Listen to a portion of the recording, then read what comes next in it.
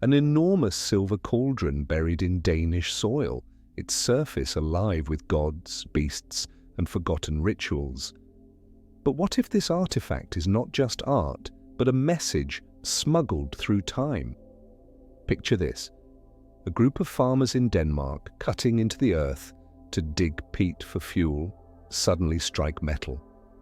At first, it looks like nothing more than a heavy, battered container. But as the soil falls away, they see faces, animal-headed figures, horned deities, warriors locked in strange poses, all hammered in glittering silver. The object is enormous, almost 3 feet across. What they have unearthed is now known as the Gundestrup cauldron, and from the moment it was pulled from the ground in 1891, scholars realized it carried a story unlike any other. But here's the problem: it doesn't speak in words, it's silent. No inscriptions, no clear script, no explanation. Just images, rows of antlered gods, hunting scenes, beasts devouring men, a bull sacrifice, musicians with strange instruments. Some figures wear torques, others hold spears or cups. Was this a religious vessel, a trophy of conquest, a ritual map of the cosmos? Or perhaps, as some argue, a survival code designed to carry myth into the future long after words had been erased? This silence tells us something vital about the Celtic world. Unlike Egypt with its hieroglyphs, or Mesopotamia with its clay tablets, the Celts left no epic text carved in stone. Their myths weren't written down by themselves. Instead, they were spoken, performed in stories, in rituals, in song. And those who carried this knowledge were the Druids, a mysterious intellectual class described by Julius Caesar as priests, astronomers, healers, and judges. Caesar's writings are one of our only direct accounts, but he was no neutral observer. He was a conqueror, and his description of the Druids as dangerous sorcerers and masters of human sacrifice served his propaganda well. By painting them as barbaric, he justified Rome's destruction of their culture. But even through this hostile lens, we glimpse their power. Caesar admitted that Druids refused to write down their teachings, though they knew Greek and Latin. They believed the spoken word was alive, fluid, and sacred. Writing, they thought, killed knowledge, pinned it down, stripped it of its living breath. This choice to remain unwritten has left us with fragments, not wholes. It's like listening to a song after the instruments have been silenced, catching only the faint echo of the melody. Much of what we know of Celtic mythology comes not from Celts themselves, but from 3 other sources: Roman conquerors, Christian monks, and the soil of Europe itself. Let's start with the soil. Across Britain, Ireland, France, and Central Europe, archaeologists uncover ritual deposits, swords bent out of use before being thrown into rivers, human remains in bogs, animal bones arranged in pits, stone circles aligned with the sun. These silent witnesses remind us that the Celts saw no divide between the natural and the supernatural. Rivers were goddesses. Stones were guardians. The turning of the year was not just a calendar event, but a portal to another realm. And then we have the manuscripts, much later and far more complicated. Christian monks in Ireland and Wales preserved old myths, but through their own filter. Pagan gods were rewritten as ancient kings, as demons, or as cautionary tales. For example, the Irish goddess Brigid became Saint Brigid. The other world was softened into fairyland. Cuchulain's berserker rage was described in tones eerily reminiscent of demonic possession. These weren't accidents, they were deliberate recastings of an older faith into a Christian framework. This isn't unusual in history. Think of the Gnostic Gospels hidden in jars at Nag Hammadi, Egypt, texts suppressed by the Church because they challenged orthodoxy. Or the Dead Sea Scrolls stored away in caves, carrying fragments of a worldview that could have altered Christian history if it had been mainstream. Like those traditions, Celtic belief was partly erased, partly rewritten, partly hidden. And that brings us back to the Gundestrup cauldron. Why was it buried? Some suggest it was offered to the gods in a bog sacrifice. Others whisper that it was hidden deliberately, kept from invaders or missionaries, as if its guardians knew the old religion would be targeted. Even its style confuses scholars. It appears to blend Celtic, Thracian, and even Near Eastern motifs. Was this a vessel of trade, a gift, or a cosmopolitan artifact meant to preserve myth across borders? Look closer at its panels. The horned god, often identified as Cernunnos, sits cross-legged, surrounded by animals, holding a torque in one hand and a serpent in the other. This isn't just an image of power, it's a worldview. Humans in balance with beasts, order woven into chaos, wealth and wisdom flowing from nature. Another panel shows a great bull sacrifice echoing Indo-European rituals described in Vedic India and ancient Rome. Could this be evidence that Celtic myths shared roots with wider Indo-European traditions? And yet, despite its richness, the cauldron is mute. It doesn't give us names, only symbols. That silence forces us into detective work, piecing together myths from archaeology, from Roman accounts, from monkish manuscripts, and from folklore that lingered long after. Folklore of fairies who steal time, of warriors who choose short, glorious lives over long, obscure ones, of festivals like Samhain, when the barrier between worlds thins and spirits walk among the living. So the first question we face is this: how much of Celtic mythology is truly gone and how much has survived in disguise? When we read about the Tuatha De Danann arriving in Ireland on clouds of mist, are we hearing the original myth or a Christianized version meant to downplay their godhood? When we picture the Morrígan shrieking on the battlefield, are we seeing a goddess or a demonized echo of female sovereignty? When we hear about cauldrons, spears, and stones in Irish lore, are these Celtic originals or the ancestors of Arthurian Grail legends reshaped for a medieval audience? The Celts may not have written their sacred stories, but they may have encoded them into symbols, into rituals, into objects like the Gundestrup cauldron. And just like any code, it requires interpretation. Historians, archaeologists, psychologists, even conspiracy theorists have all tried to unlock it.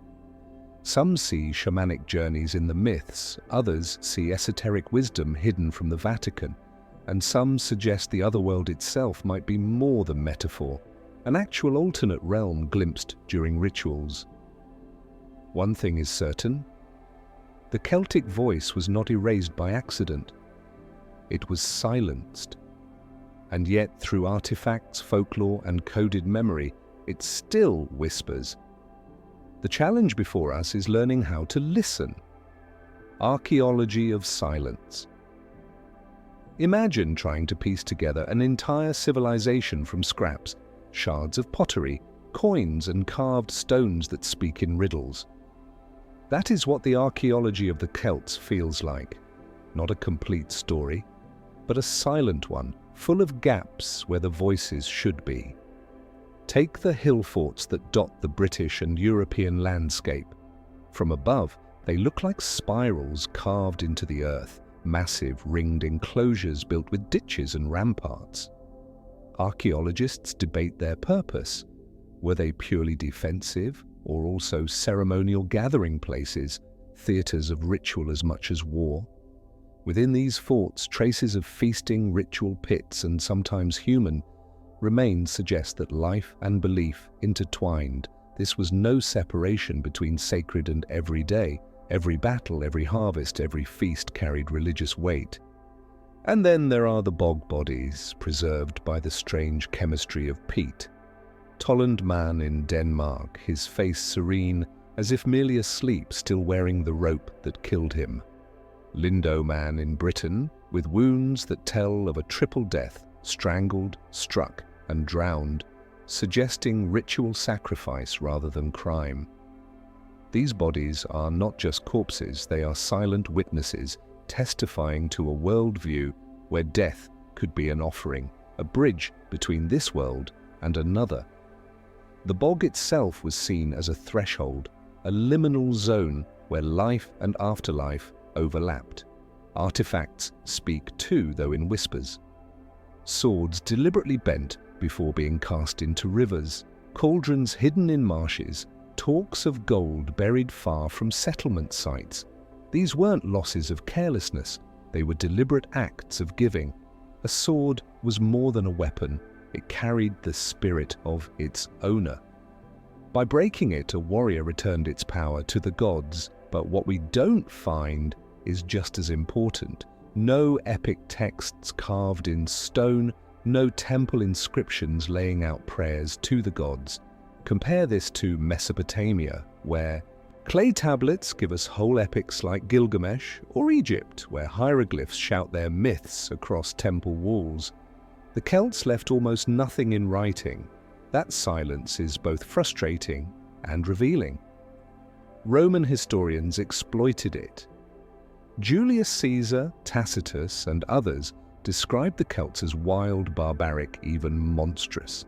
Caesar, eager to justify conquest, described druids sacrificing humans in wicker men, burning them alive. Was this true or was it propaganda? Historians argue fiercely. Some evidence of sacrifice exists, bog bodies for instance, but not on the industrial scale Rome claimed. Here we enter the world of historiography, the study of how history is written and by whom.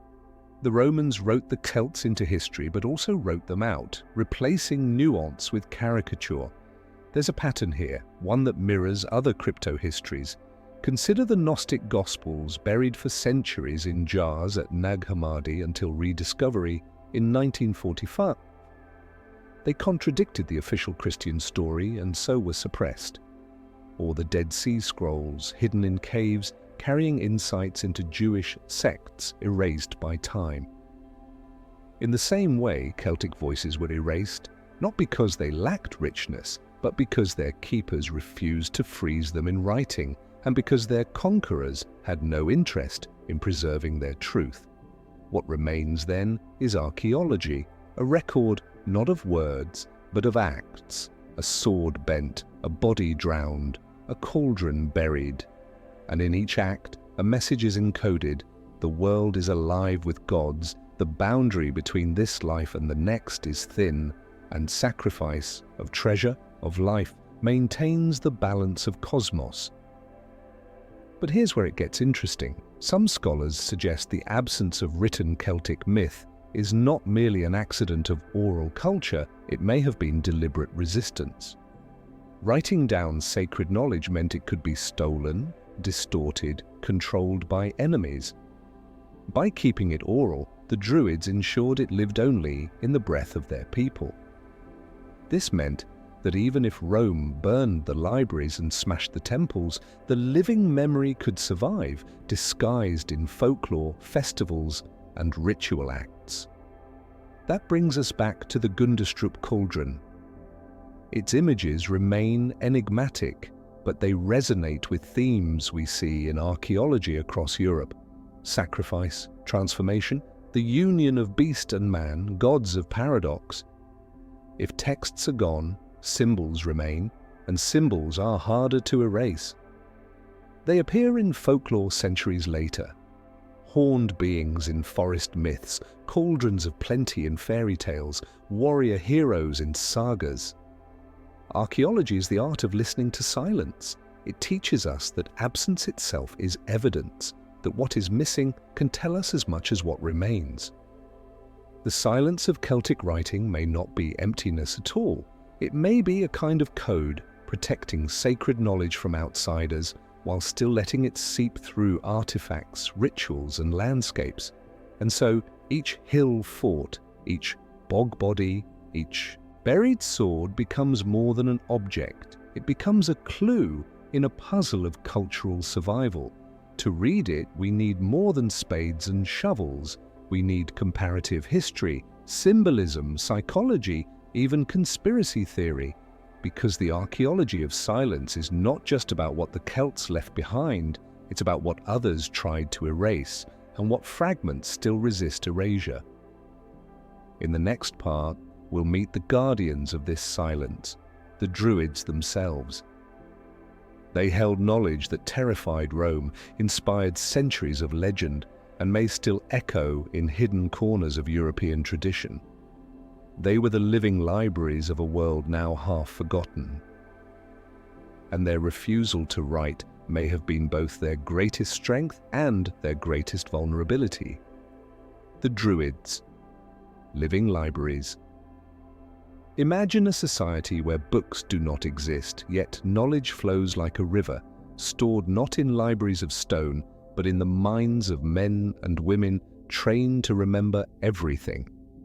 That was the world of the Druids. They were not just priests, but the heartbeat of Celtic society, judges, healers, astronomers, philosophers, and poets rolled into one. To the people they served, they were bridges between the human and the divine, guardians of cosmic law, interpreters of nature, and keepers of the sacred word. When Julius Caesar encountered the Druids in Gaul, he wrote of them with a mix of awe and fear. He described how they presided over sacrifices, taught the stars, debated philosophy, and even arbitrated disputes between tribes. But perhaps most fascinating, he noted that Druids refused to write their teachings. They knew Greek and Latin. They could have inscribed scrolls if they wished, but they forbade it. Their reasoning? To keep knowledge alive, flexible, unfixed. Words etched into stone or parchment could be stolen, misread, or corrupted. But words spoken, sung, and memorized lived in the body of the community. This refusal shaped everything we know, or rather don't know, about Celtic spirituality. Unlike the Greeks with their Homer, or the Hebrews with their Torah, or the Christians with their Gospels, the Celts left no scripture. Their myths were carried mouth to mouth, heart to heart, and when the Romans conquered, when Christian monks rewrote the past, the Druids' silence meant their true voice slipped away.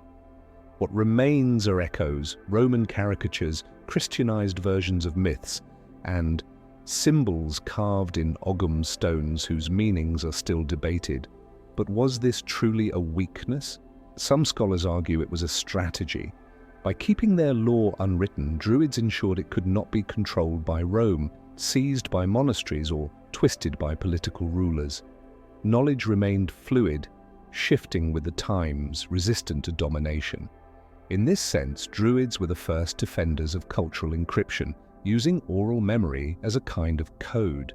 Consider how long it takes to train a Druid. Roman accounts suggest up to 20 years of memorization. Imagine the discipline of holding entire genealogies, legal systems, ritual chants, and cosmological teachings in memory. In a world without paperbacks or hard drives, human mind was both archive and oracle. This oral mastery created something extraordinary, a living tradition that adapted constantly, never frozen, always breathing. And yet we must question how much of what Caesar wrote was true. Historiography teaches us that conquerors rarely describe their enemies fairly. To Romans, Druids were a threat, unifying tribes, resisting foreign rule, and fueling rebellion. Painting them as bloodthirsty sorcerers performing human sacrifice justified their eradication. The infamous image of the wicker man, giant effigies stuffed with victims and burned alive, comes entirely from Roman accounts. Archaeological evidence of sacrifice exists, but rarely on such theatrical scales. Was this propaganda, or did Rome deliberately exaggerate, demonizing Druid rituals to scare their own citizens and vilify Celtic resistance? Here we touch on conspiracy studies. The idea that knowledge systems are erased or rewritten to serve empires is not new. Just as early Christian councils declared Gnostic texts heretical, just as the Vatican later suppressed esoteric manuscripts, Rome sought to silence Druidic authority.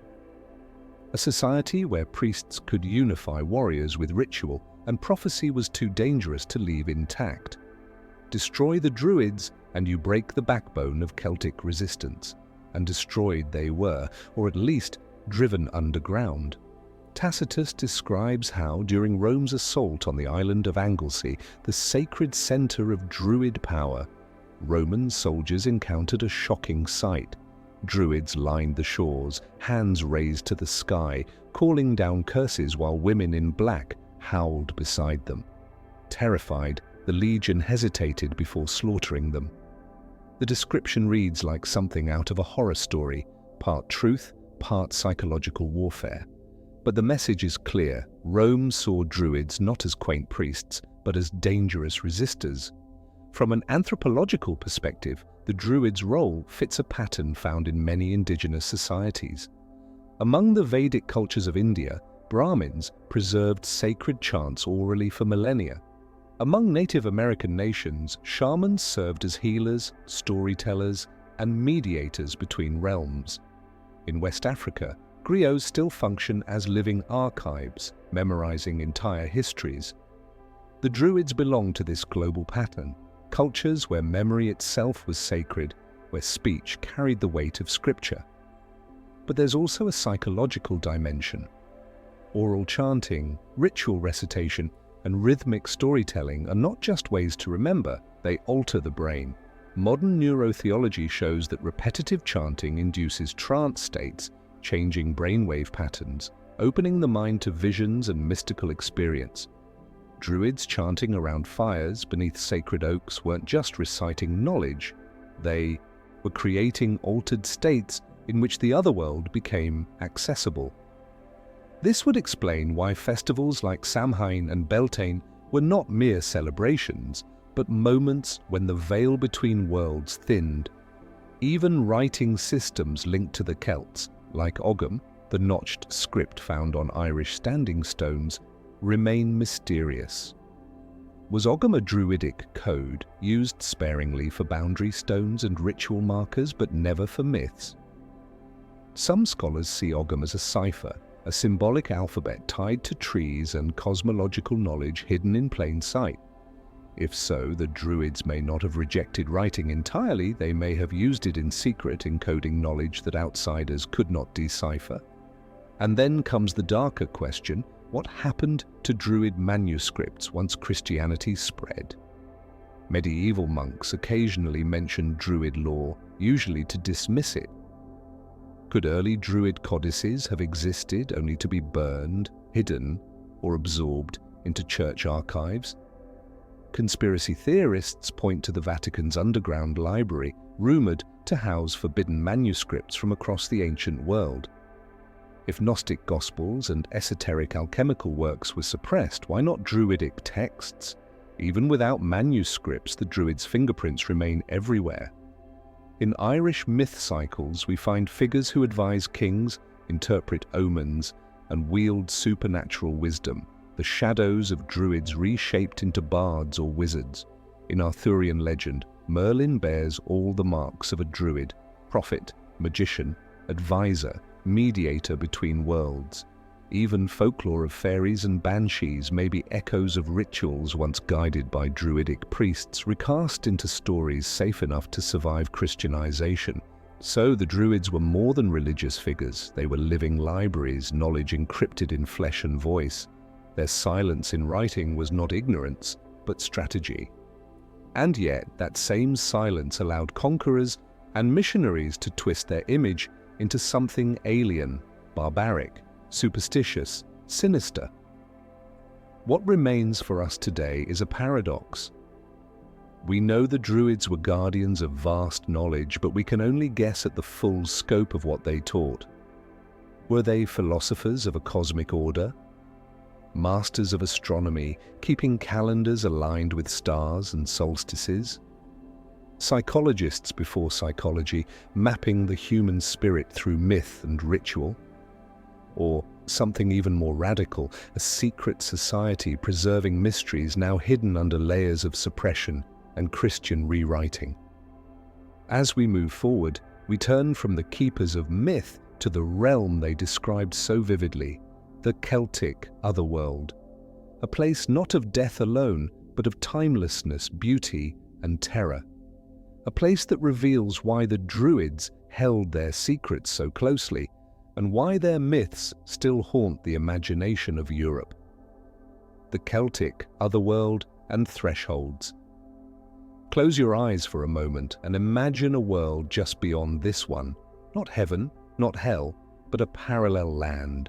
Lush, timeless, radiant, and sometimes terrifying.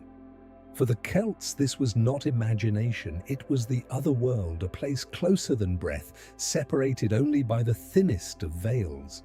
Step across a river, through a mist, into a hollow hill, or even into a dream, and you might find yourself there. What made the Celtic otherworld remarkable was its accessibility. Unlike Greek Hades, which required death, or the Christian heaven that demanded salvation, the otherworld could be reached in life. During liminal times, threshold moments of the year like Samhain, October's end, and Beltane, May's beginning, the boundaries loosened. Fires burned through the night, cattle were driven between protective flames, and people believed spirits and gods could wander freely. Even today, Halloween echoes that older fear and fascination, costumes to confuse the spirits, candles to guide them, and feasting to share with both living and dead. But the Celts didn't see the otherworld only as a place of shadows. It was also a realm of abundance. Fields never failed, music enchanted every corner, and time behaved strangely. In many tales, mortals who entered might spend what felt like a single night, only to return and find centuries had passed. This theme, known as time dilation folklore, appears across Celtic lands and curiously in Japanese tales of Urashima Taro and even in medieval accounts of fairy abductions. Could this suggest a cross-cultural memory of altered states, or even what modern researchers call time slips? The Irish myths describe multiple entrances to this hidden realm. Some were side mounds, ancient burial sites like Newgrange, with doorways aligned to the solstice sun. On the shortest day of the year, light pierces its dark chamber, illuminating spirals carved into stone. Was this architecture a calendar, a ritual space, or a literal portal? Archaeologists argue still, but what's certain is that the builders intended more than just burial. They encoded celestial knowledge into stone, suggesting that the otherworld was as much above as below, woven into the stars themselves. Then there were the rivers and lakes. Water, in Celtic belief, was a living threshold. Offerings were cast into rivers not as waste, but as communication. Swords, talks, cauldrons, even human sacrifices given back to the waters where gods resided. The River Boyne in Ireland is personified as a goddess, Boann, whose story of breaking a sacred well and drowning herself explains both the river's name and its divine power. This sense of water as gateway resonates with Indo-European traditions.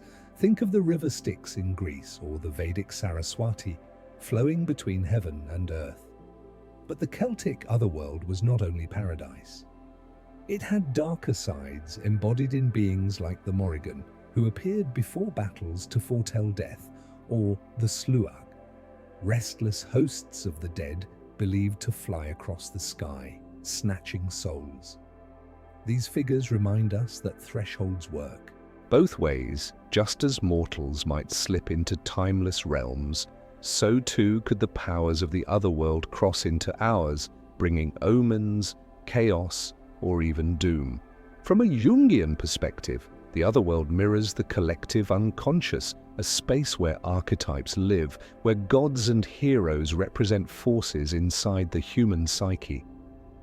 The Morrígan embodies the shadow, untamed and destructive, the Dagda, the archetype of the wise father, Cuchulainn, the hero willing to sacrifice everything for glory.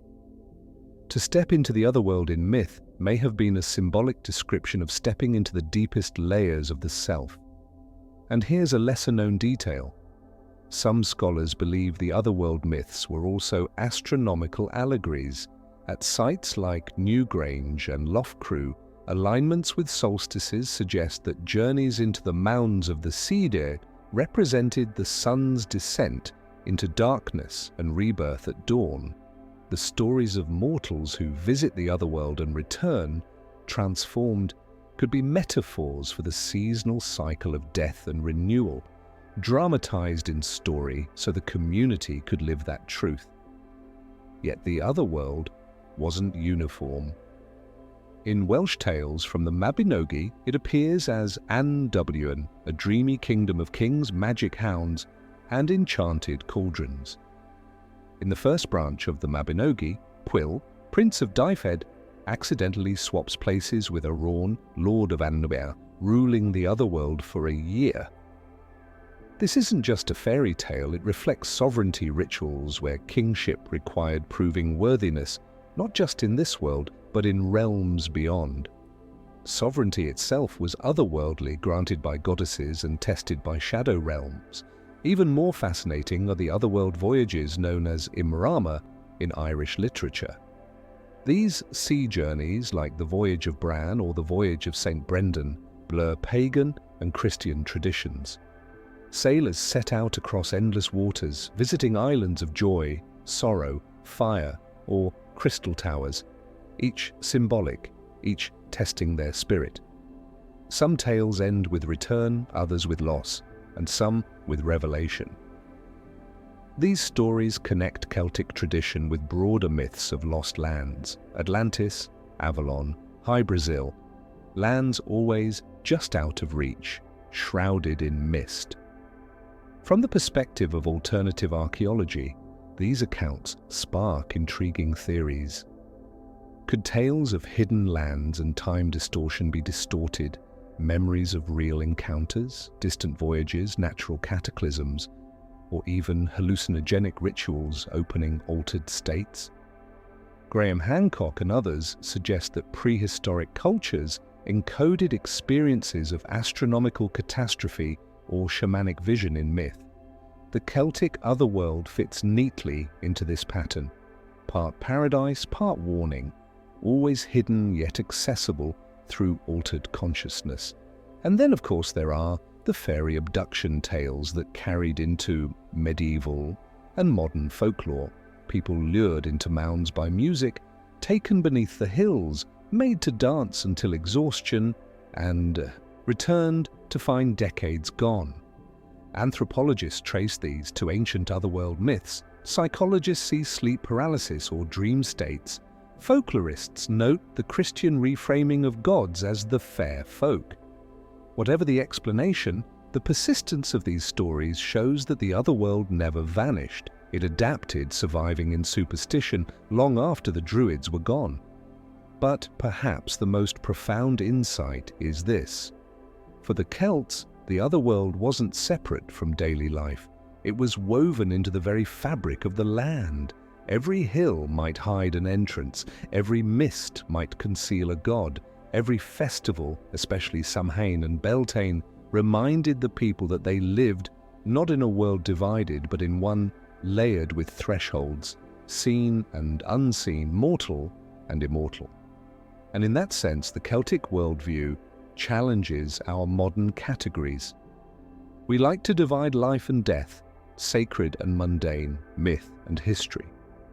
The Celts did not. For them, the otherworld was not a metaphor. It was reality, one as close as the next breath, and just as essential. As we step forward in this story, we leave behind the landscape of thresholds and enter the realm of those who cross them with mastery. The Tuatha De Danann, the shining ones who arrived in Ireland cloaked in mist, bearing treasures that shaped myth and memory forever. Tuatha De Danann, the shining ones. Imagine an island shrouded in mist, its shores hidden, its arrival unseen. Out of that mist they came, the Tuatha De Danann, a people remembered not as mere mortals, but as radiant beings of skill, knowledge, and divine power. In Irish tradition, they did not simply sail to Ireland, they descended in clouds of magic, landing as if from another world. Their name means the people of the goddess Danu, linking them to an ancient, almost primordial mother figure whose identity is still debated. Some scholars tie Danu to rivers, the Danube, the Don, the Boyne, as if she were the flowing life force of Europe itself. Others see her as a forgotten Indo-European sky mother, now half hidden behind centuries of myth. The arrival of the Tuatha De Danann is described in the Lebor Gabala Eren, the Book of Invasions, a medieval manuscript that retells Ireland's mythic history. According to it, Ireland had already been settled by earlier peoples, the Firbolg, the Fomorians and others. But when the Tuatha came, they came not as wanderers but as bearers of civilization. They brought with them 4 treasures, each with extraordinary powers: the Stone of Fal, which cried out beneath the rightful king, the Spear of Lugh, which guaranteed victory in battle, the Sword of Nuada, which none could escape once drawn, and the Cauldron of the Dagda, which left no one unsatisfied. These treasures are more than mythic props. They reflect a pattern seen across Indo-European cultures: 4 sacred objects tied to sovereignty, war, justice, and abundance. Compare them to the Grail, legends of medieval Europe, the chalice, spear, sword, and stone that later knights sought in Arthurian romance. Some researchers argue that the Arthurian cycle is not a Christian invention at all, but a reworking of Tuatha De Danann myths, sanitized for a medieval audience. If so, then the Shining Ones may be the true ancestors of King Arthur's court. But who were they? Archaeologists note that their story might echo real historical movements.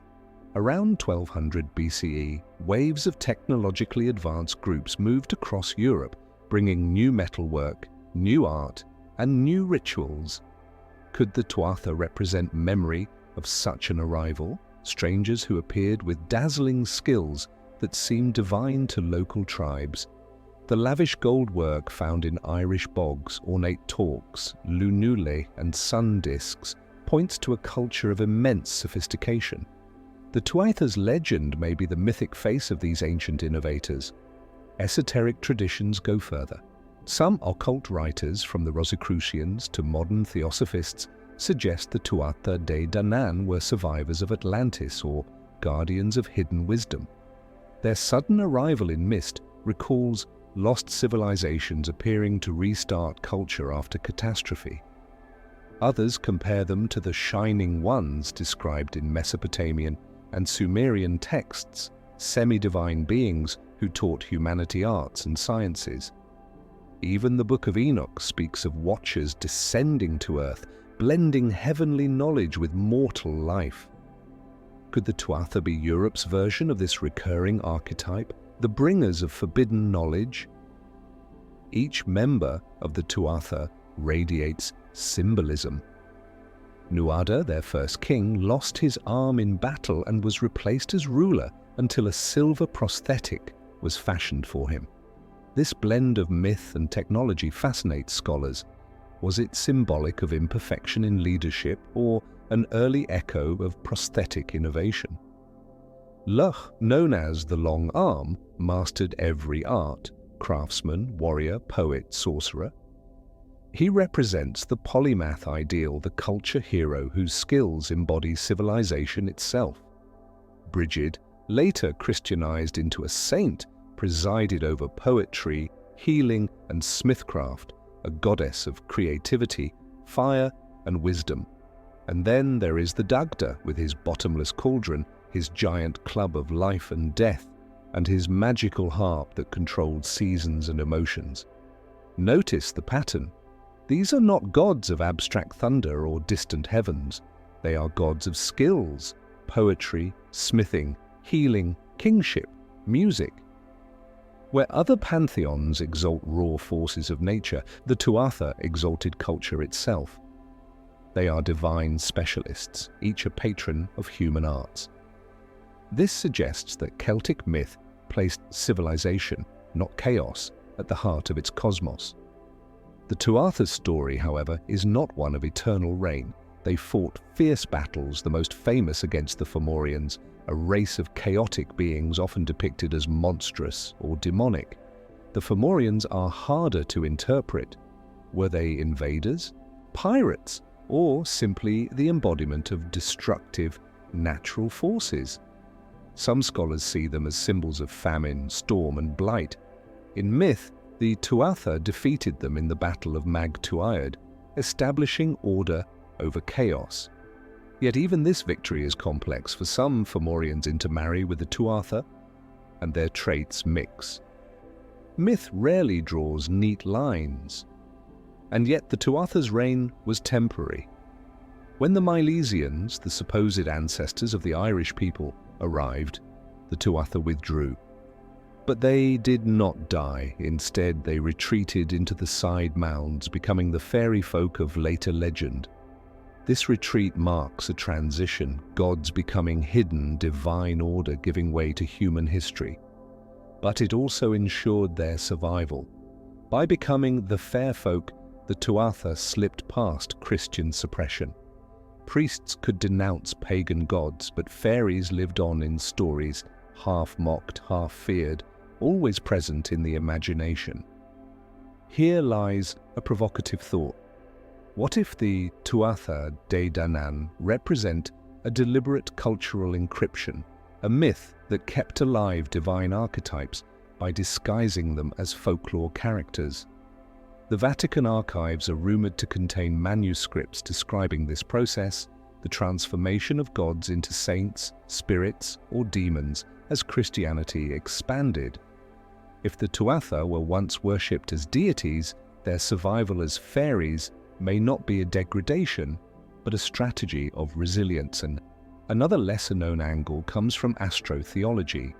Some scholars propose that the four treasures represent the four fixed signs of the zodiac: stone, Taurus; spear, Leo; sword, Scorpio; and cauldron, Aquarius.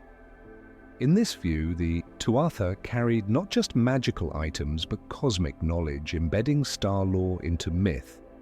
This aligns with the solstice alignments at Newgrange and other passage tombs.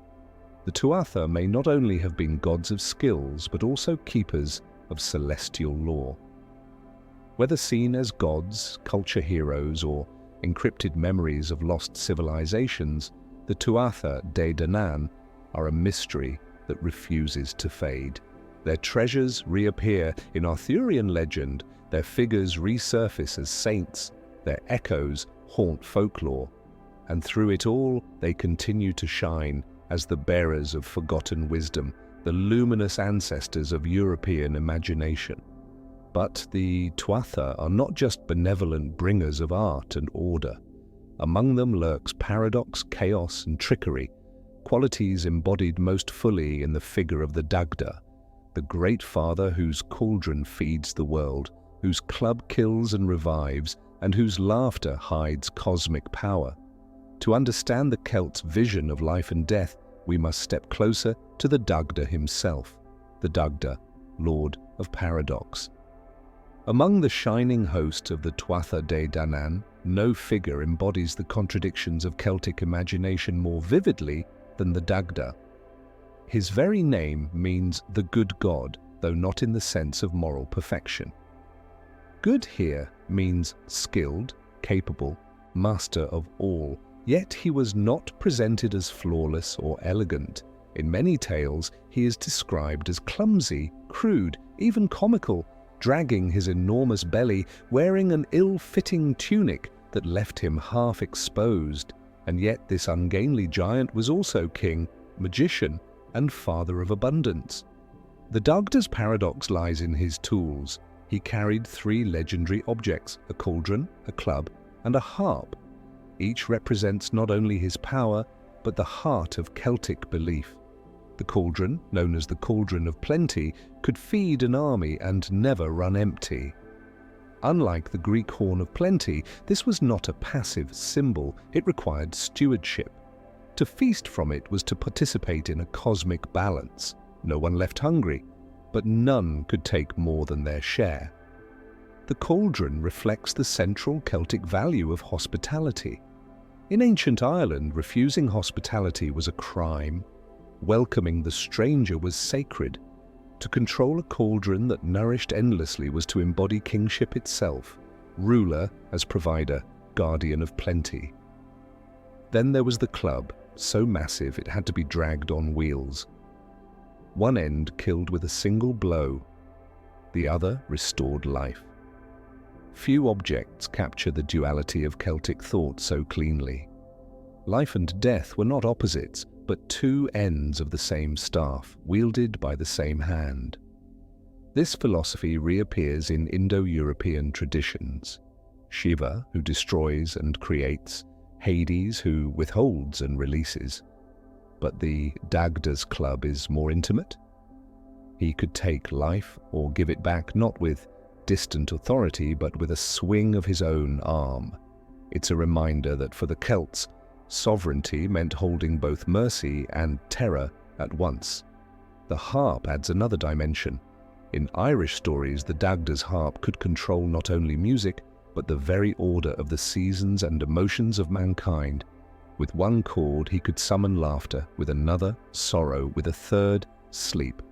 The harp recalls the Pythagorean idea of the music of the spheres, that cosmic harmony is structured like a musical scale. For the Celts, music was not mere entertainment, but a force that shaped reality. The Dagda's harp reminds us that kingship and power were inseparable from art, and that mastery of emotion was as vital as mastery of war. Yet for all these lofty powers, the Dagda is also portrayed as humorous, even obscene. In one tale, he meets the Morrígan, goddess of war and fate, by a river before battle. To win her support, he couples with her in a raw, earthy union. Far from shameful, this act is described as a sealing of power. Sovereignty was often expressed through such unions, king with goddess, land with ruler, war with fertility. The Dagda's sexual vigor was not vulgarity, but vitality, a necessary ingredient for cosmic balance. This mix of comical and sacred unsettled later Christian scribes who sometimes ridiculed him. But this very contradiction reveals something profound. The Celts did not demand perfection in their gods. They revered paradox. The Dagda could be both grotesque and glorious, foolish and wise, destructive and nurturing. In a world where life was harsh and unpredictable, such a god felt truer than a figure of pure light or darkness. Now consider his role in myth. In the great battle of Mag Tuired, when the Tuatha fought the Fomorians, the Dagda acted not as a refined strategist, but as the great sustainer of his people. He negotiated, he rallied, and he fed. He was less a distant sky god and more a father in the thick of struggle. The Fomorians mocked him as a glutton, giving him an impossibly huge meal of porridge served in a pit. He ate it all, then dragged his swollen belly across the battlefield, still wielding his club. Here again, comedy masks power. To consume what was meant to destroy him was an act of defiance, turning insult into triumph. What makes the Dagda fascinating is how he echoes across other traditions. His cauldron resembles the Greek ambrosia, the Norse mead of poetry, the Christian Eucharist, even the alchemical vessel of transformation. His harp aligns with Hermetic teachings about cosmic harmony. His club recalls Hercules' weapon, yet with the added paradox of resurrection. This suggests that the Dagda embodies a shared Indo-European archetype, the god who unites opposites, holding contradictions as a form of wholeness. Lesser-known traditions add even more depth. Some Irish manuscripts describe the Dagda as a weather maker, summoning storms with his breath. Others claim he could control the sun itself, holding it in place to lengthen a day of battle. These fragments hint at a solar aspect, linking him with broader traditions of sky fathers and cosmic rulers. And yet, unlike Zeus or Odin, the Dagda never abandoned the earthiness of feasting, farming, and fertility. His divinity was both celestial and muddy, cosmic and domestic. From a psychological lens, the Dagda represents the self in Jungian terms, the unifying center of opposites containing shadow and light. To embrace him is to accept the whole of existence, not just its polished face. From an esoteric perspective, his cauldron and club reflect alchemical principles, dissolution and recombination, death and rebirth. His laughter reminds us that sacred truth often wears the mask of humor, a lesson echoed by trickster figures worldwide. What may be most provocative is how his imagery was reshaped in later times.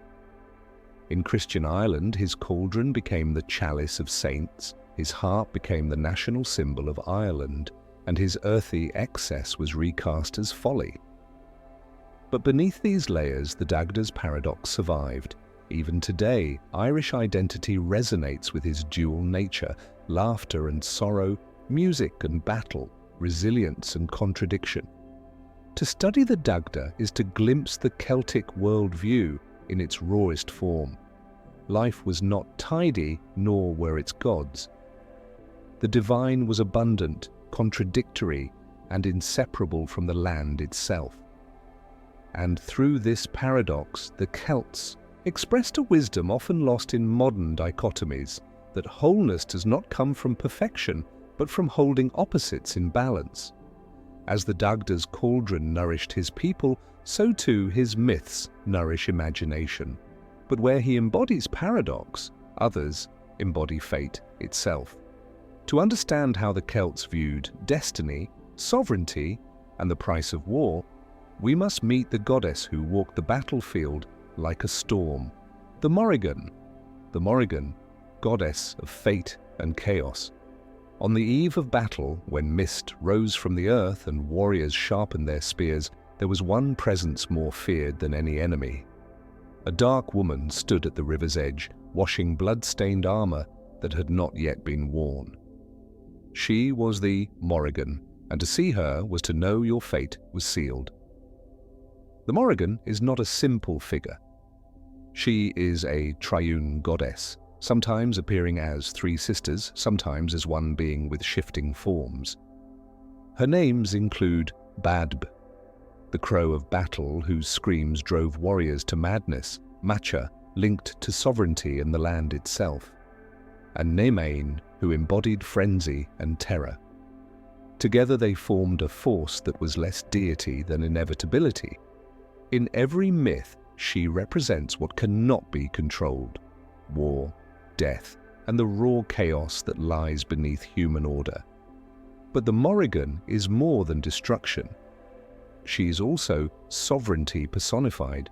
In Celtic thought, kingship was not just political, it was sacred, a union between ruler and land. The goddess of sovereignty often appeared as a woman offering drink, marriage, or union to the king.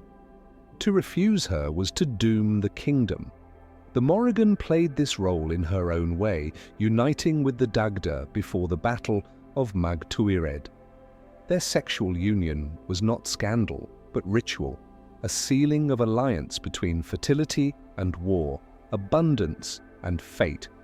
Through this act, the Dagda secured her support, and with it, victory for the Tuatha Dé Danann. Her connection to sovereignty reveals a paradox. She is both destroyer and giver of power. Without her, kingship fails. With her, war becomes inevitable. This tension may explain why later Christian writers struggled to categorize her. Was she a demon, a witch, or a goddess? In folklore, she became all three, shifting masks as needed. Archaeology hints at her older roots. Across Ireland and Britain, battlefields yield raven imagery, carvings, brooches, and banners. Ravens fed on corpses after war, their presence impossible to ignore. The Celts saw them not just as scavengers but as omens, embodiments of fate itself. In Roman accounts, Celtic warriors marched with standards topped by ravens that seemed to move in the wind, as if alive. When the Morrígan takes crow form, she is not metaphor. She is the battlefield incarnate, the voice of death circling above. Lesser-known texts reveal even stranger aspects. In some versions, the Morrígan prophesies the very end of the world. After Cuchulain's death, she foretells Ireland's decline, speaking of rivers of blood and endless winter. In this apocalyptic tone, she resembles the Norse Valkyries, who choose the slain and preside over Ragnarök. Some scholars suggest these traditions stem from a shared Indo-European archetype, the war goddess who guides both individuals and nations to their inevitable fate. From a psychological perspective, the Morrigan represents the shadow, the part of human nature we fear and repress. She is rage, lust for power, the inevitability of death. To face her is to confront what lies buried in ourselves. Yet Jung would remind us the shadow is not evil in itself. It is the energy we must integrate to become whole. The Celts seem to understand this intuitively. They did not shun the Morrigan. They feared her, yes, but they also honored her, for without her chaos, no new order could rise. Her triune nature has invited comparisons with the Kabbalistic Shekinah, particularly its shadow aspects, and with figures like Lilith, the untamed feminine, cast out of paradise. In occult history, the Morrigan is sometimes seen as a surviving thread of the European goddess tradition, a reminder of when female divinity held power over kings and warriors alike. Some even argue that medieval witch hunts were aimed at erasing lingering cults of the Morrigan, disguising them as Sabbaths of demonic worship. Symbolically, her washing of bloody garments before battle is a powerful ritual act.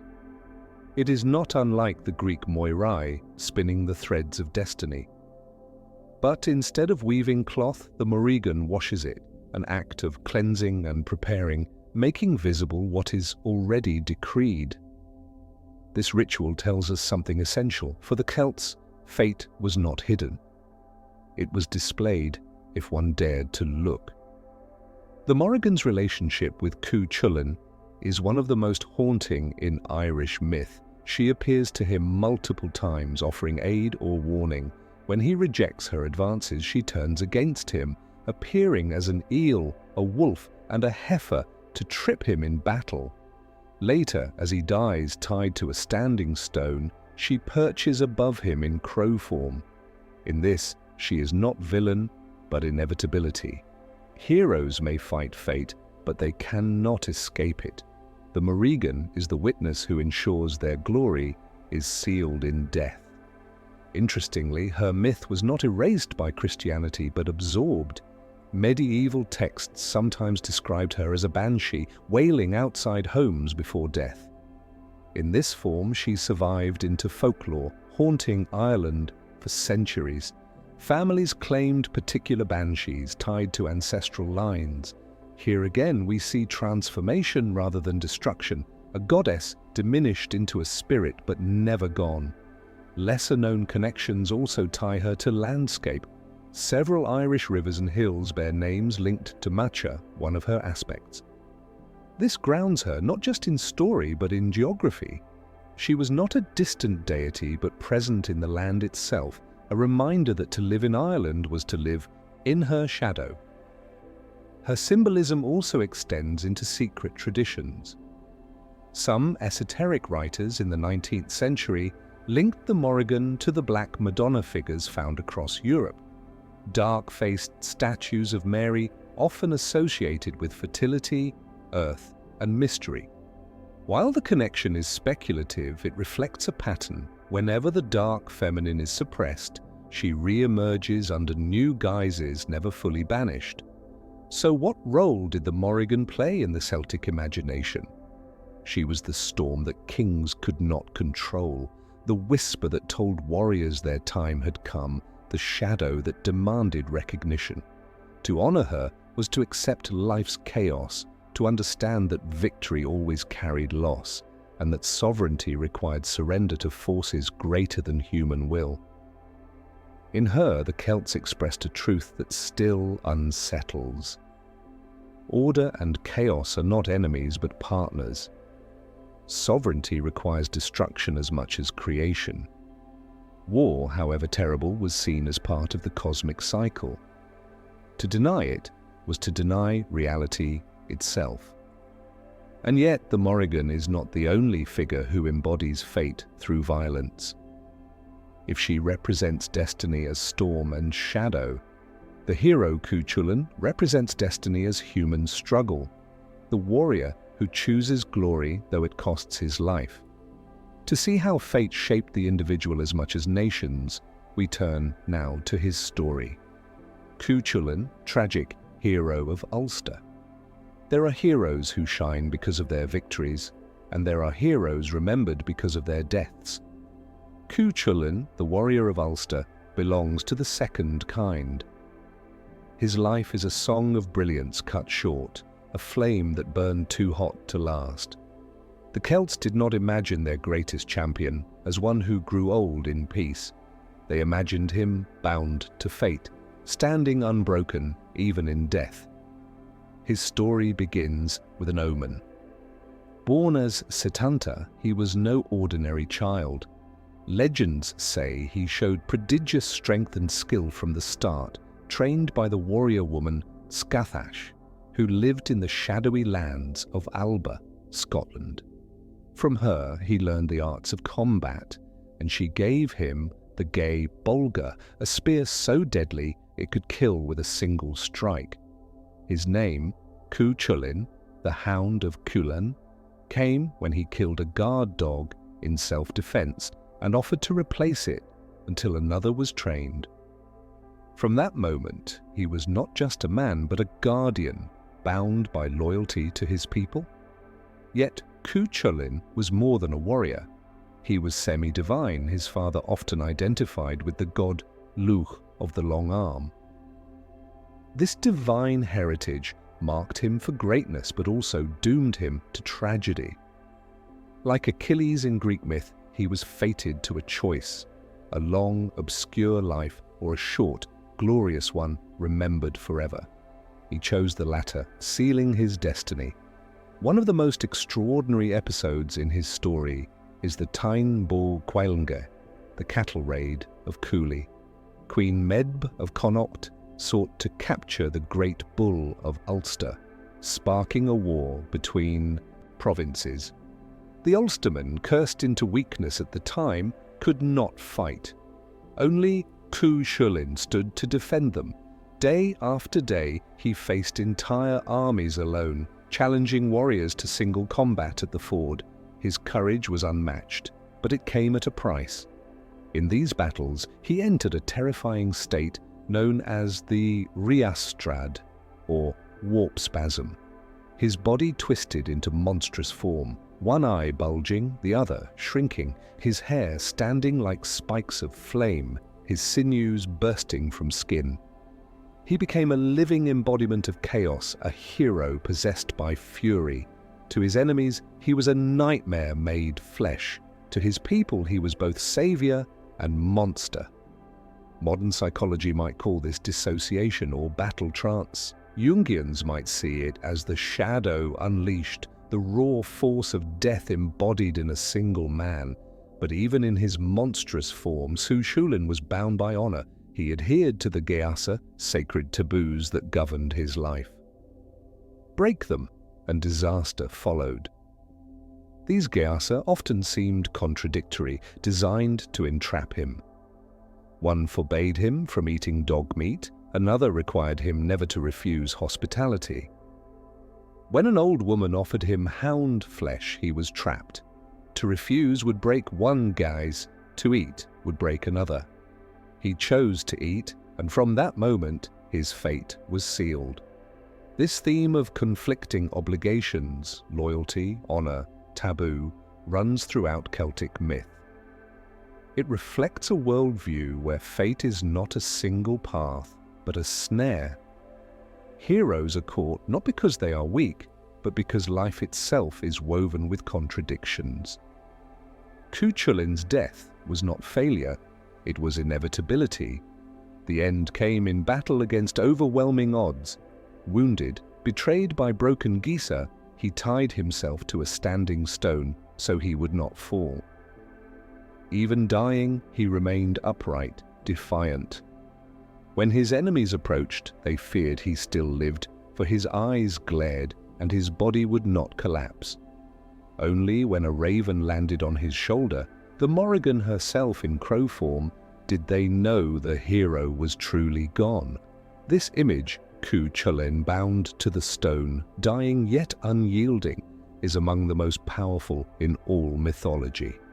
It symbolizes resistance against inevitability, a human refusal to surrender, even to death. Some see echoes of crucifixion here, a parallel that may have been sharpened by Christian scribes.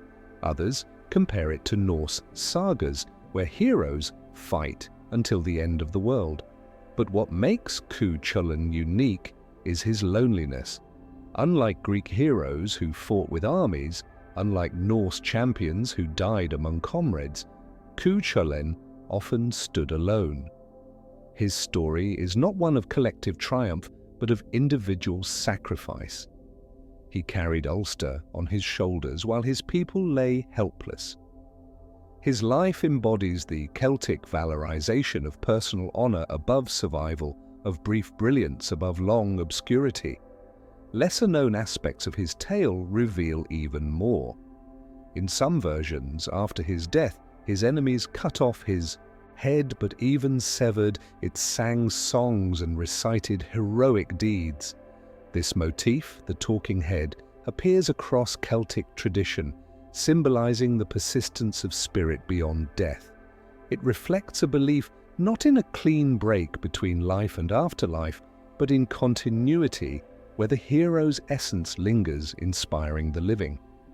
Comparative mythology connects Cú Chulainn to a global archetype, the doomed hero who embraces fate, Achilles who chose a short life of glory, Gilgamesh who sought immortality but found only legacy, Siegfried, betrayed and slain in Germanic legend. All reflect the same human truth. Mortality gives meaning, and greatness often requires sacrifice. Archaeology adds another layer. The Ulster Cycle's landscapes are tied to real places, rivers, hills, and fords still bearing names from the saga. These connections suggest that Cú Chulainn's story was not abstract but grounded in lived geography. He was both myth and memory, his tale woven into the land itself. From a psychological standpoint, his warp spasm and solitary battles could represent society's projection of collective fear and longing. He carried not just a sword, but the weight of a people's survival.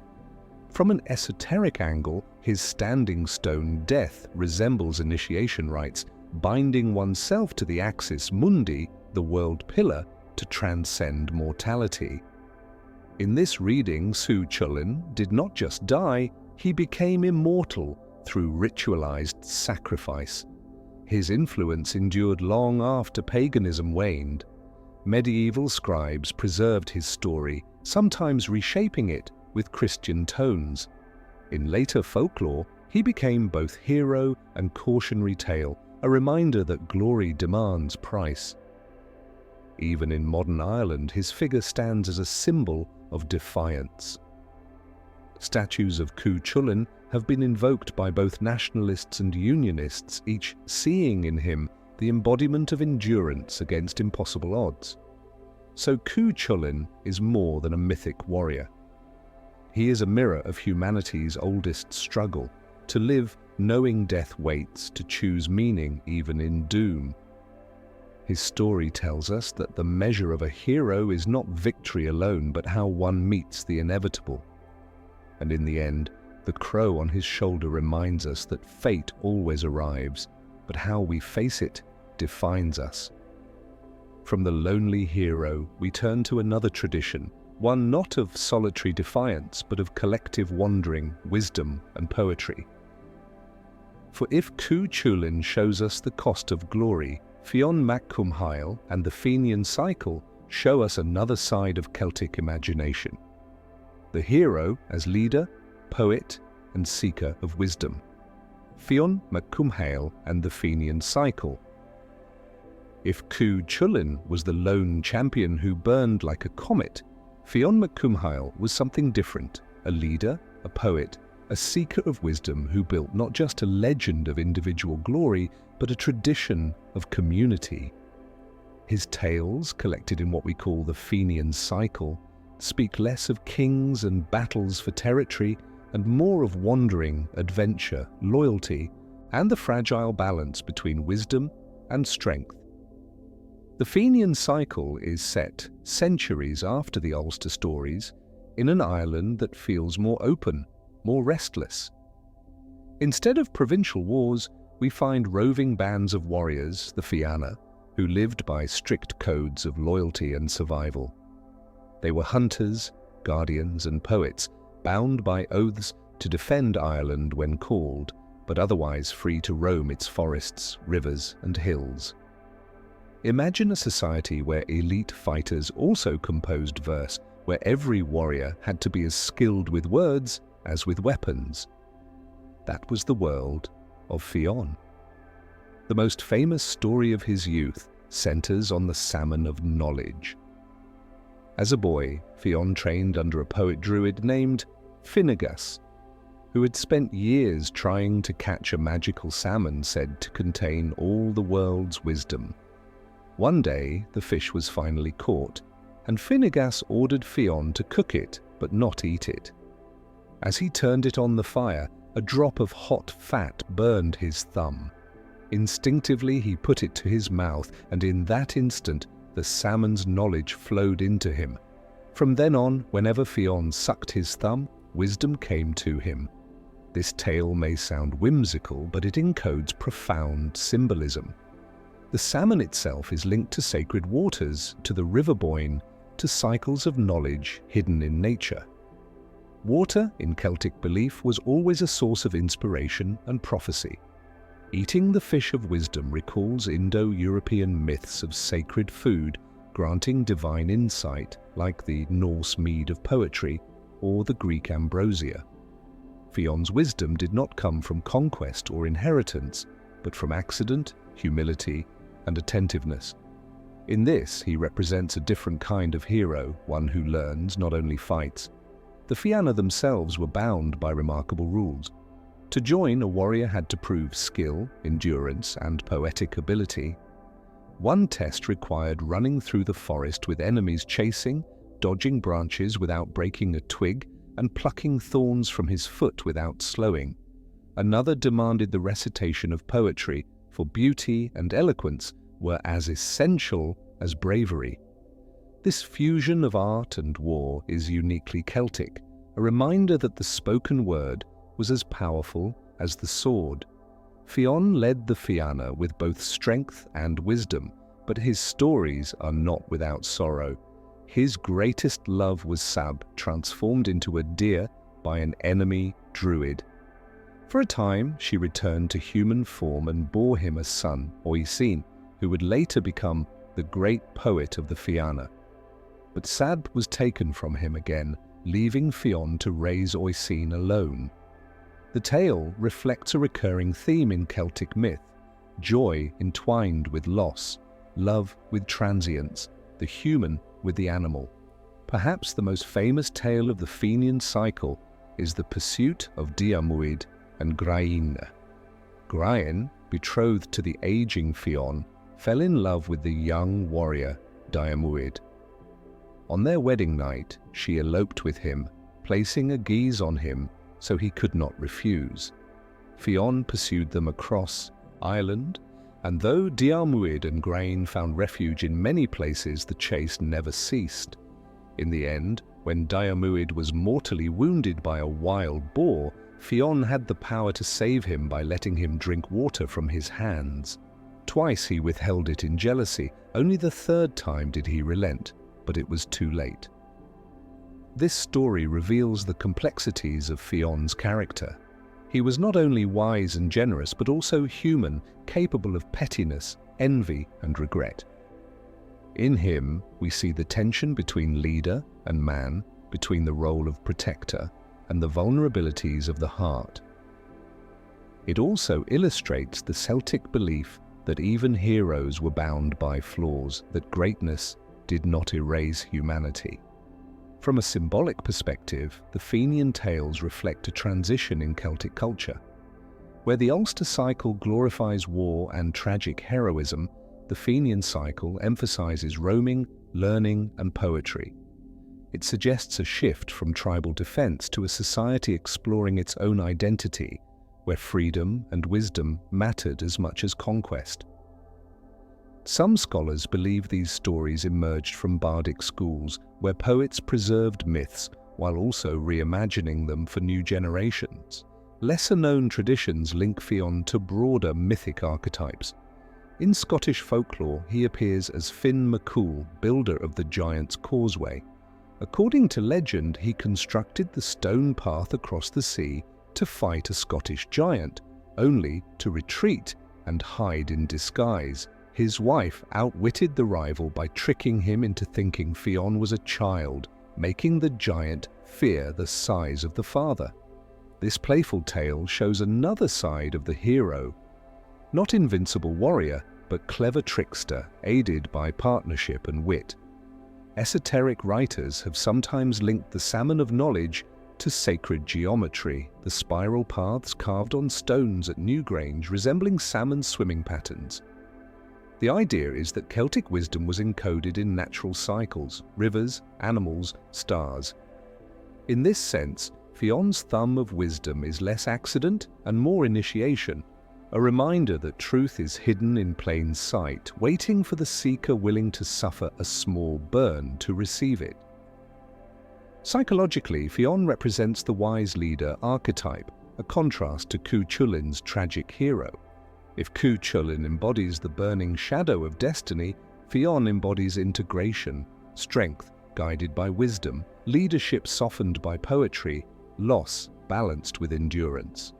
Together, the two figures reveal the dual poles of Celtic imagination, the lonely warrior who dies young and the leader who sustains a wandering band through trials. The Fianna's tales end not with triumph, but with decline. As Ireland shifted, kings and settled societies saw little need for roving bands. The Fianna became outlaws, their golden age fading. Oisin, Fionn's son, is said to have lived long enough to meet St. Patrick, bridging pagan Ireland with the Christian era. In this meeting, the cycles of myth and history overlap. The last poet of the Fianna, still speaking of a world where warriors hunted and sang, facing the dawn of a new faith. Fionn mac Cumhaill, then, is not just a hero of battles. He is a symbol of the Celtic spirit's adaptability. His wisdom came not from conquest, but from accident. His leadership was not flawless, but deeply human. His band of warriors carried spears and poems with equal reverence. And in the end, his story reflects the transformation of Ireland itself, from a land of roving warriors to one reshaped by kingship and Christianity, yet still haunted by the memory of hunters, poets, and a salmon whose wisdom flowed in every river. From Fionn's roaming forests and poetic wisdom, our path now takes us east to Wales. There, in the dreamlike tales of the Mabinogi, we encounter a different vision of myth, one where humans and gods mingle in surreal stories of fate, love, and sovereignty. The Welsh Mabinogi and Dream Realms. If Irish myth is fierce and fiery, Welsh myth feels like a dream. In the Mabinogi, the great medieval cycle of Welsh stories, reality, and imagination intertwine so seamlessly that readers often feel as if they are wandering through a lucid dream. These tales, preserved in manuscripts like the White Book of Riddoch and the Red Book of Hergest, stand as some of the oldest prose in Britain, yet their origins are older still. Oral echoes of a pre-Christian world reshaped by monks but still shimmering with pagan light. The Mabinogi is divided into 4 branches, each telling stories of rulers, magicians, and gods disguised as mortals. At their heart is not conquest but transformation, of kingship, of identity, of human and divine relationships. Where Irish myth speaks of tragic warriors and great cattle raids, the Welsh stories unfold more like a mystical play with strange twists, enchantments, and reversals that resist neat explanation. Take the first branch, the story of Pwyll, Prince of Dyfed. While hunting, Pwyll offends Arawn, Lord of Annandubien, the Welsh otherworld. To make amends, he exchanges places with Arawn for a year, ruling Annandubien in his stead.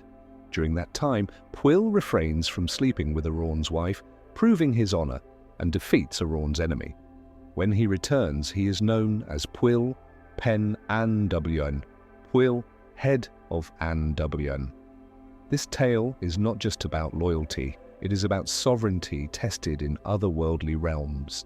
To be a true ruler, one must prove worthiness not only among mortals, but among gods.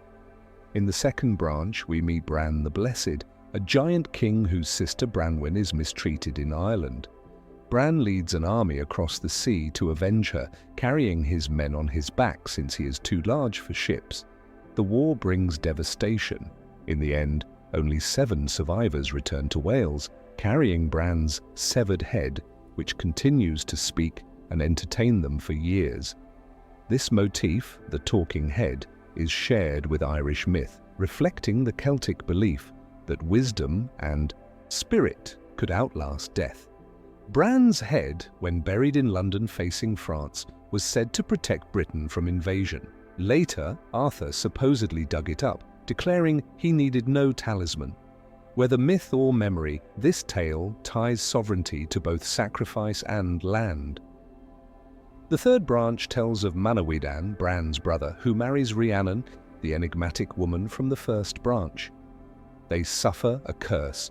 Dyfed becomes barren, its people vanish, and only a handful remain.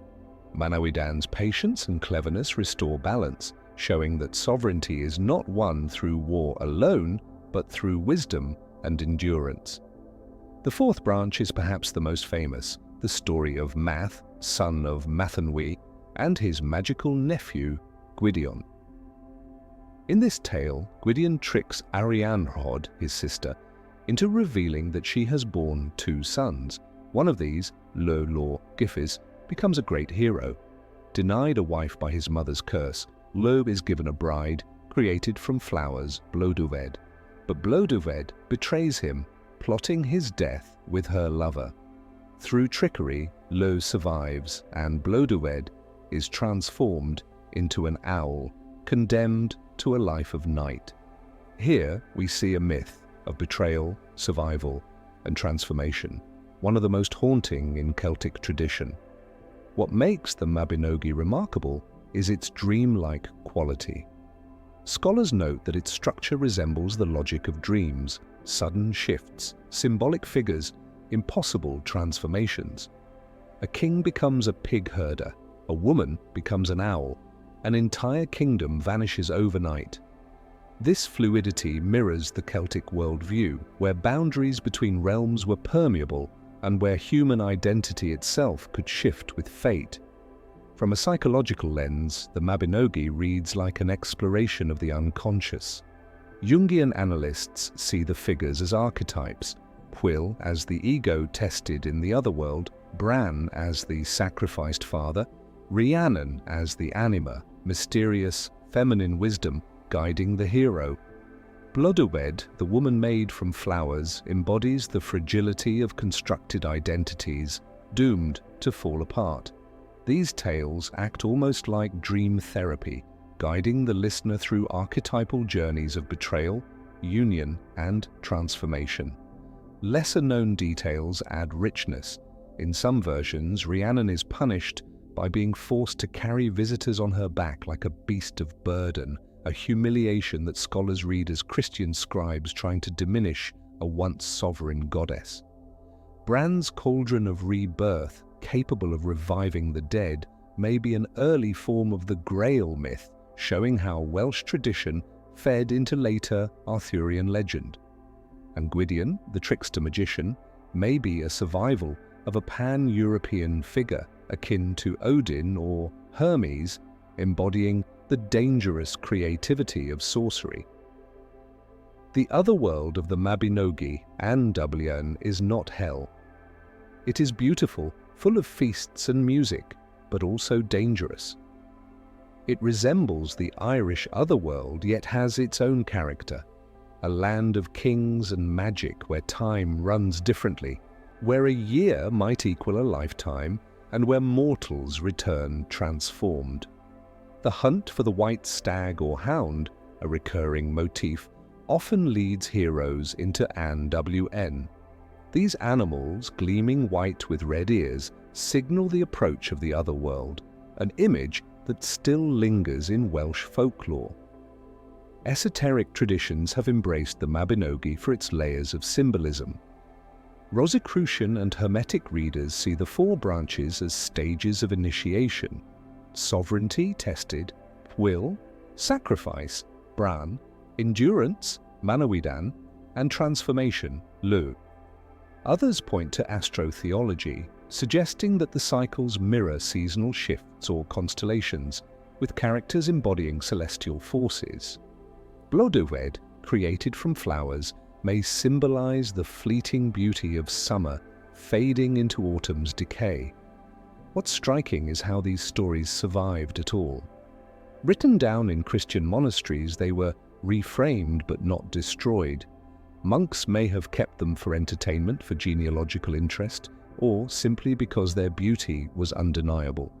Yet beneath the Christian gloss, the pagan heart still beats. The Mabinogi whispers of gods disguised as mortals, of sovereignty tied to goddesses, of rituals hidden in story. Even today, the Mabinogi influences culture. Welsh poets and musicians draw on its imagery. Place names across Wales, Dyfed, Arfon, Caer Arianrhod anchor the myths to the land. The stories live not just in books but in hills, rivers and ruins, echoing the Celtic belief that myth is geography as much as memory. If Irish myth gave us the solitary, doomed hero, Welsh myth gives us something subtler. Sovereignty as a shifting, fragile balance, tested by dreams and betrayals. The Mabinogi shows a world where nothing is fixed, where every triumph is tinged with loss, and where identity itself is fluid. And from here, the story widens. For across Europe, Celtic gods and myths did not vanish when Christianity came. They transformed into saints, demons, fairies, and folklore. The next stage of our journey explores how pagan gods became Christian fairies, how ancient sovereignty goddesses became saints, and how the forbidden memory of Europe survived in disguise. From pagan gods to Christian fairies. When Christianity spread through Celtic lands, the monks faced a problem. The people were devoted to their gods, their rituals, and their festivals. You cannot erase a pantheon overnight. So instead of destroying myths entirely, they reshaped them. And in that reshaping, something remarkable happened. Celtic gods and heroes slipped into the shadows, reappearing as saints, spirits, and fairies. The Tuatha De Danann, once divine rulers, became the Aos Si, the fairy folk who retreated into the side mounds. To the church, they were no longer gods but capricious beings, sometimes helpful, often dangerous, always otherworldly. Villagers still left offerings of milk or bread at doorways, not to honor pagan deities, but to appease the good neighbors. It was a compromise. Belief survived, disguised as superstition. The goddess Brigid offers a clear example. Once a fiery figure of poetry, healing, and smithcraft, she was rebranded as Saint Brigid of Kildare, founder of a Christian monastery. But look closer, her feast day falls on Imbolc, the ancient festival of spring's first stirrings. Her sacred fire at Kildare was tended by women for centuries, long after Christianization, mirroring her role as goddess of flame. The saint and the goddess blurred into one, an example of religious syncretism where old and new coexisted.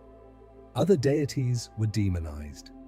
The Morrígan, fierce goddess of battle, became conflated with witches or banshees, wailing outside homes before death. The Fomorians, once rivals of the Tuatha, became monstrous devils in later tales.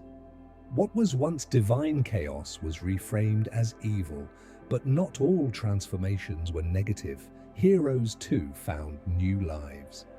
Cuchulainn, though a pagan warrior, was sometimes retold as a figure foreshadowing Christian martyrdom, his standing stone death echoing crucifixion. Fionn mac Cumhaill, in later folklore, became a giant whose exploits shaped the land itself. His myths softened into folktales parents told their children. Folklore across Ireland, Wales and Scotland carried fragments of old divinity. The fairy mounds, where people avoided cutting grass or building houses, were really ancient burial sites. Seed, the homes of the Tuatha. To disturb them was to invite misfortune. Travellers told of being led astray by fairy lights, perhaps memories of rituals with sacred torches. Women claimed encounters with fairy lovers, echoing sovereignty myths where goddesses chose kings. Even seasonal customs endured. Samhain became Halloween, Beltane became May Day, both carrying echoes of festivals when otherworldly forces crossed into this one. What's striking is how consistent this pattern is with other parts of Europe. When Christianity reached Rome, gods became saints. Jupiter's thunderbolts became St. Peter's keys. Diana's wild hunts became the witches' Sabbath. In the Celtic world, the transformation was equally powerful, but subtler. Instead of being erased, gods shrank into the landscape, surviving in streams, hills and stories whispered by firesides. Secret societies later revived interest in these suppressed myths. The Freemasons drew on Celtic symbolism, connecting ancient stone circles to their own rituals. The Rosicrucians and Hermeticists saw in fairy lore the remnants of an older mystery school hidden from the Vatican. Even the Arthurian romances may have grown from this fusion. Christian knights seeking relics that were once treasures of the Tuatha. The Grail, the spear, the sword and the stone all echo Irish myth. A lesser-known example of transformation lies in the brownies and household spirits of Scotland.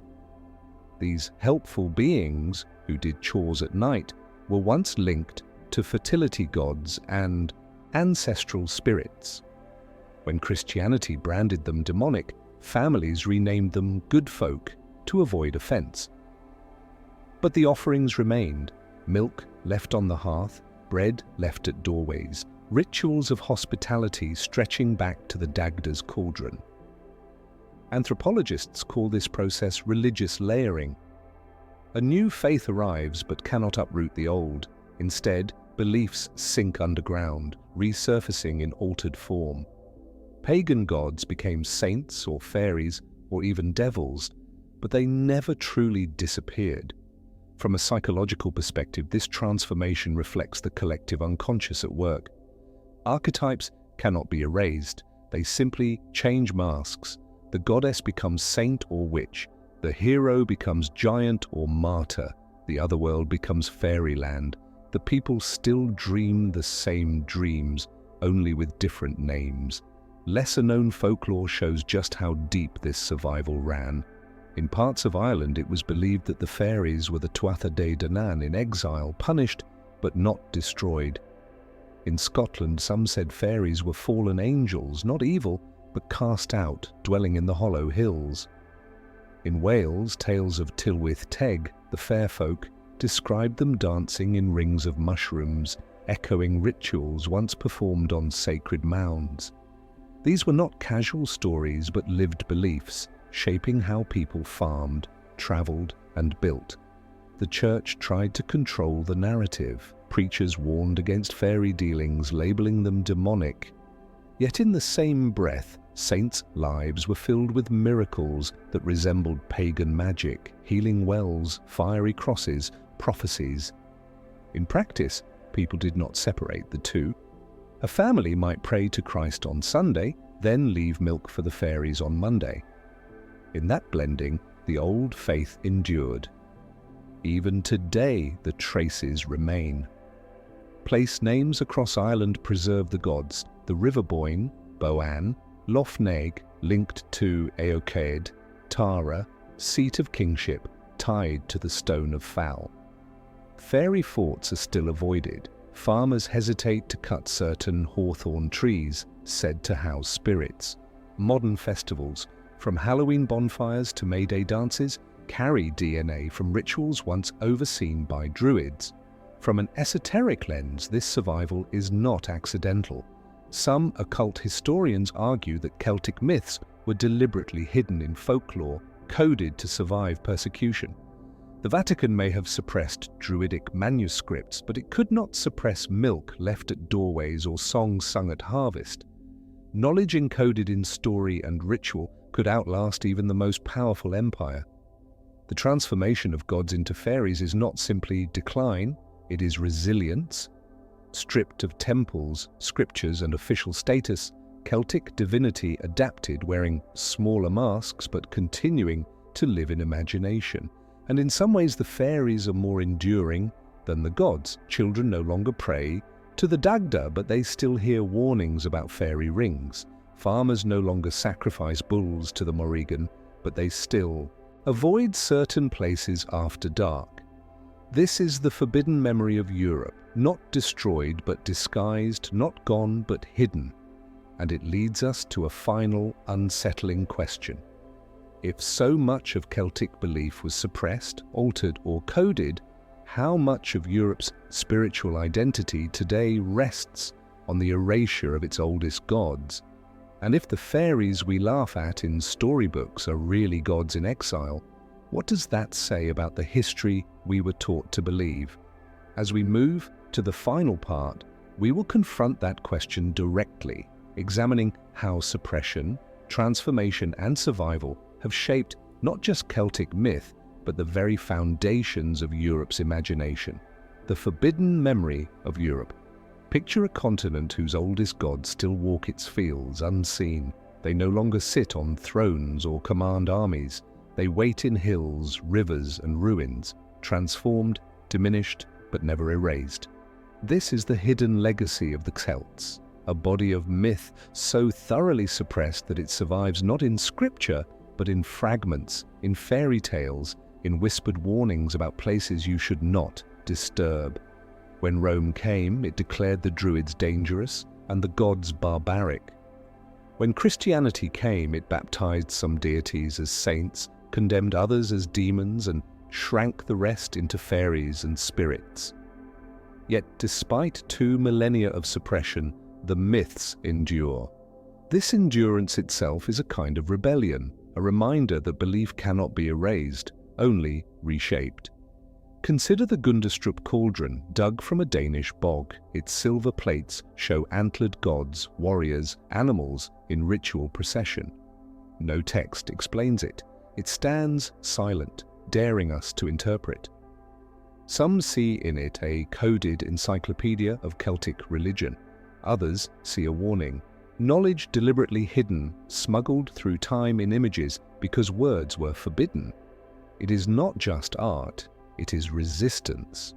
Think of the Tuatha de Danann, once lords of Ireland, now remembered as the Ausi, fairy folk who slipped into the hollow hills. Officially, they were replaced by saints and angels. Yet farmers still left offerings at their mounds long after the church said such acts were heresy. The gods became neighbors, diminished but enduring, watching from the edges of fields. Or recall the Morrígan, goddess of fate. In Christian retellings, she became a witch, a banshee, a shrieking omen of death. Yet she still speaks, not from pulpits, but from folklore. Even today, stories of a wailing woman at night, half feared, half respected, circle through Irish villages. Suppression did not silence her, it gave her a new mask. This pattern reveals something extraordinary. The forbidden myths of the Celts did not disappear. They went underground, encoded in story, place, and ritual. They are there in the white hounds with red ears of Welsh legend, signalling the otherworld. They are there in May Day fires, in Halloween's ghosts, in wells blessed by saints who look suspiciously like old goddesses. But why suppress them at all? Here the story grows darker. Empires understand that myths are power. Rome needed druids erased because they unified tribes and resisted conquest. The Church needed gods diminished because they rivaled Christ. Later, rulers needed folklore mocked because it tied people to local, not imperial, identities. Suppressing myth was not about theology alone, it was about control.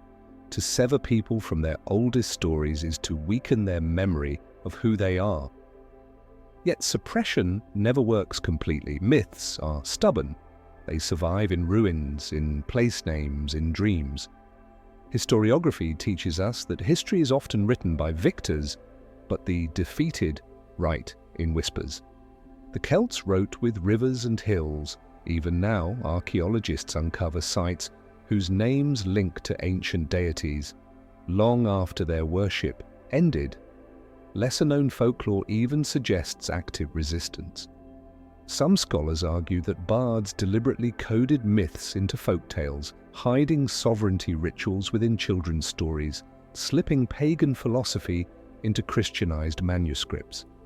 If true, the fairies are not a decline, but a disguise, a secret library carried in story and song. From a psychological view, this survival makes sense. Archetypes cannot be erased. The hero, the mother, the trickster, the death goddess. They reappear, reshaped in every age. Jung called it the collective unconscious. The Celts lived it. Their gods became saints, witches, spirits, but the archetypes endured because the human mind needs them. From an esoteric view, the survival feels intentional. Secret societies like the Freemasons or Rosicrucians later embraced Celtic symbols, claiming them as remnants of forbidden wisdom. The Grail itself, so central to medieval legend, may trace back to the Dagda's cauldron of abundance. If so, Europe's most famous Christian mystery is really a Celtic one, hidden in plain sight. And from a conspiratorial angle, one cannot help but wonder, what lies in archives still locked? Did monasteries or the Vatican preserve druidic manuscripts buried away like the Gnostic Gospels? Do hidden texts wait in vaults, their release too disruptive to sanctioned history? We cannot know, but the very possibility reveals how much was lost and how much may still be hidden. The forbidden memory of Europe, then, is not only about what survives, it is about what was taken. A continent once rooted in sacred groves, warrior poets, and gods of paradox was taught to forget. But forgetting is never complete. The cauldron still feeds, the harp still plays, the crow still circles battlefields. And so a controversial thought. Perhaps Christianity itself in Europe rests not on the destruction of Celtic myth, but on its absorption. The saints, the festivals, the rituals of fire and water, these are not foreign but native, recast in new names. If so, Europe's spiritual foundation is less Roman than Celtic, less imported than inherited. The forbidden myths were never destroyed. They became the scaffolding on which new faith was built. To see this is unsettling. It means the gods of the Celts are not gone. They are still here, disguised, waiting. They appear in dreams, in festivals, in warnings about fairy forts. They are in the stones of cathedrals built on sacred sites, in the saints whose miracles echo old goddesses, in the folklore that refuses to die. The final question, then, is not whether the Celts survive. It is whether we dare to see them. For if the other world truly runs alongside our own, as the Druids taught, then it has never vanished. It is waiting at the edge of fields, in the quiet of forests, in the stories we tell our children. Perhaps the forbidden memory of Europe is not about loss at all, but about recognition that the old gods were never defeated, only hidden, and that the other world still opens its gates to those who know where to look.